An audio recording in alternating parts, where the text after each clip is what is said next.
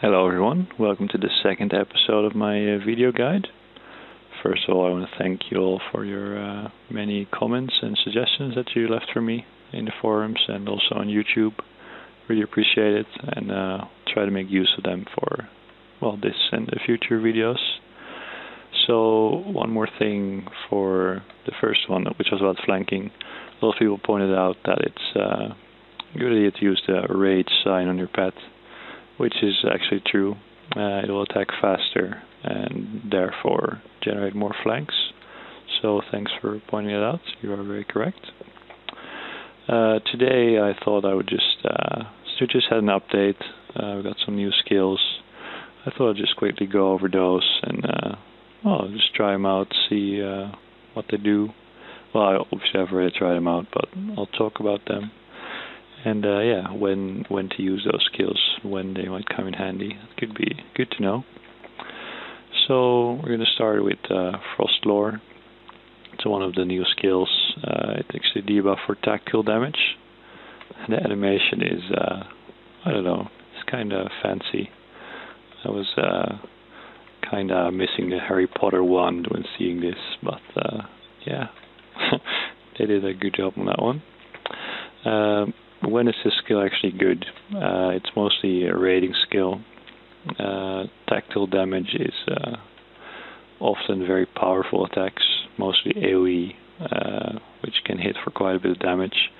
If you raid BG, there's the lightning armors, which have like a tactical AoE of 3 to 4k. So if you can debuff that, it's really, really good. It's also really good on the second boss in BG, which is the twins, where they just do only tactical damage, so it's a powerful debuff. And yeah, so most of your raids, learn to use it on the correct mobs. You just have to be able to recognize tactical attacks, which are usually some form of shouts or elemental AoEs like fire inductions and such. Also the beast breath on the lieutenant is tactical, so you can use it there also, although it's, well, quite costly in the long run there, so I don't usually use it. Then talking about lores, there's fire lore, which is now possible on undead, which is ridiculously powerful in the same BG raid, because you can debuff Dirchest and Lieutenant, and it just makes the whole fight a lot easier just by using one simple skill. So yeah, keep that in mind. Which actually makes it more viable again to trade Ancient Master, which was really crappy before, but now it's probably worth it to have Ancient Master if you're the only lore master. If there's two, I would still trade DPS and just rotate to fire lore, because our DPS is quite good these days. Alright, moving on. There's a nifty little button on the pet bar, which is Return to Master, which can come in handy. So suppose I just jumped off a cliff and my raven got stuck up there, which is probably not really true, but just imagine it. I could just click this button here and your raven's back. It only has a 5-second cooldown, so you can use it pretty much every time. Obviously it cannot be used in combat, but it's still quite handy. Okay, talking about pets, we have combat summoning, which is somewhat of a very situational skill actually, because you have to trade full pet line for it. You have to have the Bog Lurker legendary to be able to even use the skill. If you do that, you can summon your pet in combat once every 5 minutes, which I could see being useful if you're trying to solo something ridiculously hard, but in your everyday playing sessions it's probably never ever going to be useful at all.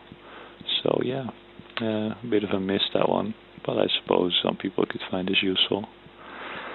Okay, then we have a nice melee skill, which is the Staff Sweep, which I had to find some room for on the skill bar.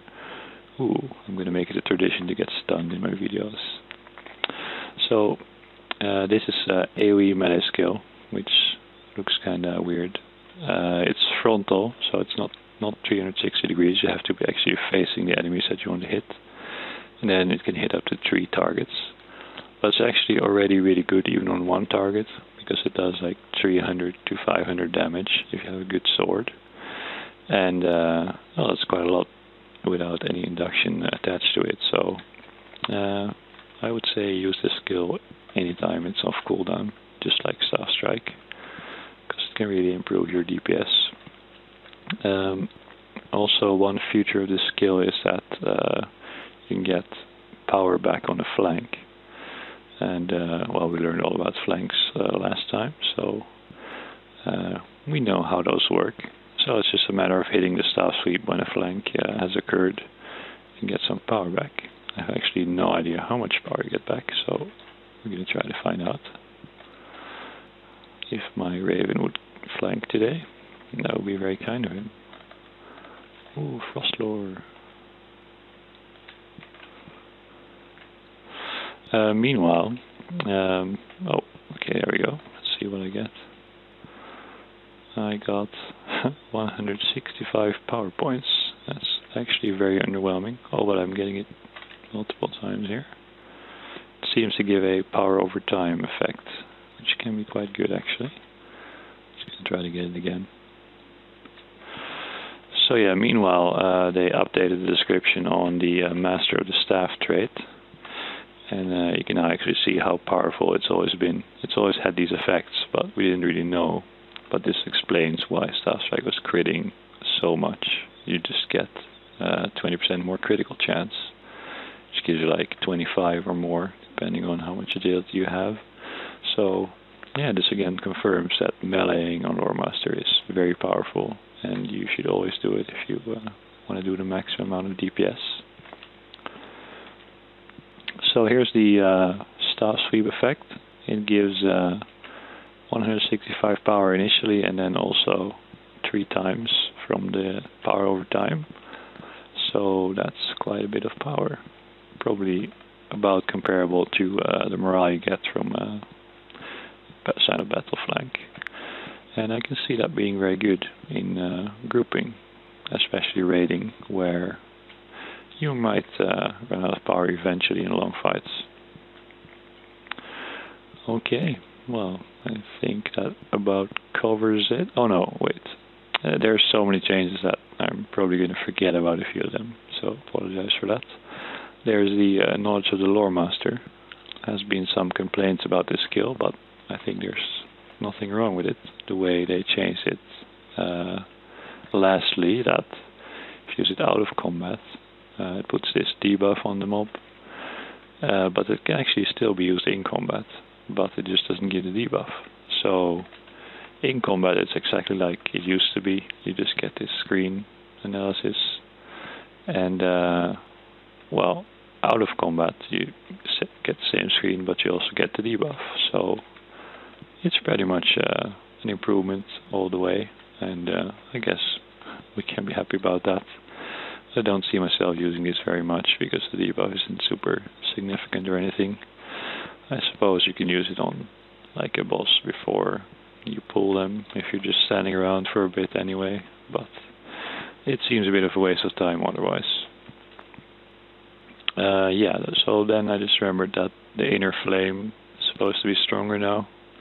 It gives some more morale, and you shouldn't be possible to be interrupted when you're using it, so I'm going to see if it actually works here. Okay, I'm going to heal myself. Alright, it seems I'm getting some morale back, but he's hitting me for more while I'm doing it. So I don't see that being very good. Although, if you're soloing something that you can mez, then you can just mez it and heal up like that, or root it or whatever. So, again, it's a skill that might be useful in some situations, but in everyday use you're probably never ever going to touch it. But yeah, it's there, so you might want to remember it if you're ever low on morale. Okay, I think that about covers the new stuff, although there's probably something I forgot, but I can't think of it right now. So yeah, I'll be looking to post another video soon about a was thinking about explaining everything about the eagle. I'm not 100% on that one yet. I might pick something else. Just by all means keep suggesting topics, and I'll pick some of them out and feature them in the videos. So yeah, thanks for watching once again, and see you the next time.